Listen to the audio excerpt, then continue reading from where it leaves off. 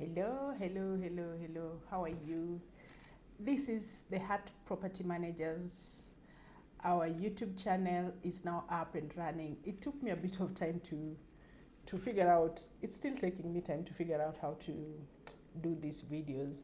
It's been a real struggle getting the right position to sit. Sometimes I feel maybe the light is not enough and all this. I've been moving from one position and another in my office to try and get the right position to do our videos, and also just trying to figure out all this technology thing. It's quite interesting, and it requires that you really take your time. I think it's addictive almost. Maybe I can advise in future any organization you really need to have a department specifically to do these things. I know it's as a director of a company, you still need to be on top of things, but I mean, it's a whole lot of work doing these videos. But I'm so glad to be here today to bring for you some information concerning real estate. And today, our topic is going to be about the youth in real estate and how to get that roof over your head. I know the government had the Ruto government, let me say to be specific, had the affordable housing program in the Big Four agenda, and that was in a way trying to find a way of bridging the gap on real estate ownership, and I mean housing specifically, because there's this huge gap. We have so much development going on in the upper end area or high end areas of Kenya, and very little happening for the low income earners.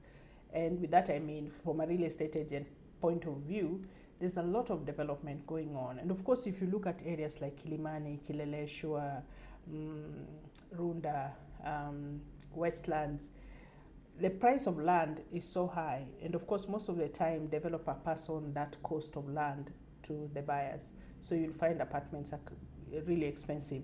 But the other thing that the Chinese contractors or developers have come up with a new way of doing things. I don't know how they cutter in their cost in terms of development. And now even in Kilimani or Kileleshwa, we find apartments that are 7 million shillings for a 2-bedroom house.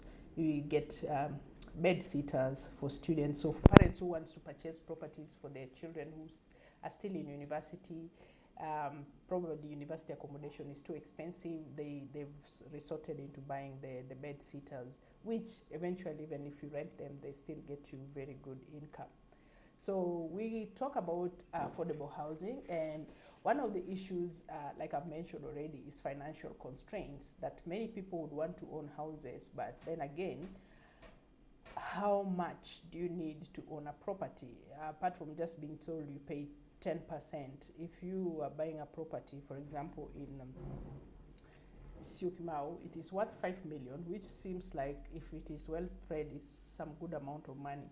Some of these properties that cost you 5 million, when you calculate the mortgage rate, you'll be required to pay maybe 70 or 60,000 shillings per month. For someone who is currently maybe paying a house less than 20,000, that's already way, way over their budget. So financial constraints are some of the issues that are affecting the youth from owning real estate. Another issue that affects the youth from owning real estate is some of the regulatory constraints that the government is, on one end, trying to create more affordable housing, but then again, the people, the contractors who are doing these houses are not willing to, who is going to cover or bear the loss of the development. So the government is challenged on one hand that it is necessary to create ways of building more houses for its citizens, but then it is facing the regulatory constraints of supply demand regulation. There's land, but then again, who is willing to build up these houses at that affordable rate, because the government is already having a lot of debt, for so to stay. And so the challenge of, let's say, itatoka wapi ya kujenga so that you are given that house. The budget of the government, from what we saw, the president released, was those who qualify for affordable housing are people who are earning below 50,000, and at least earning 15,000 shillings per month, between 15,000 and 50,000 per month. So if you're within that bracket, then of course you qualify. But now the processes of how to get houses for all these people, which caters for about 70% of the population earning that range of salary, it's quite an uphill task for the government. But well, like they say, there's already an idea. So when the idea is already on the ground, the implementation might be challenging, but then again, it will be implemented. So some of the things, like, when you talk about securitization and putting an issue like affordable housing being securitized to make it a priority for the government, so that as we discuss matters that affect our nation, housing becomes one of the items that can be discussed in Parliament, so that it's prioritized when you come to development. I remember sometimes back in the 90s when HIV was securitized.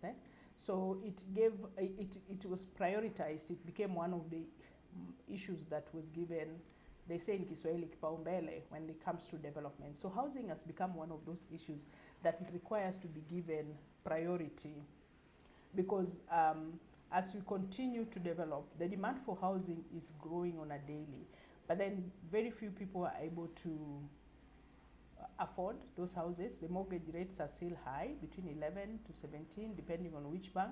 So it cuts off a number of people from wanting to own a property. But as a nation, some of the basic human needs is shelter.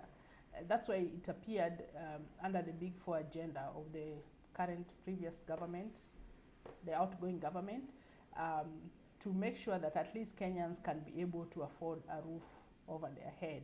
And through that, we as Art Property would want to walk this journey with first-time buyers who are interested in investing in real estate.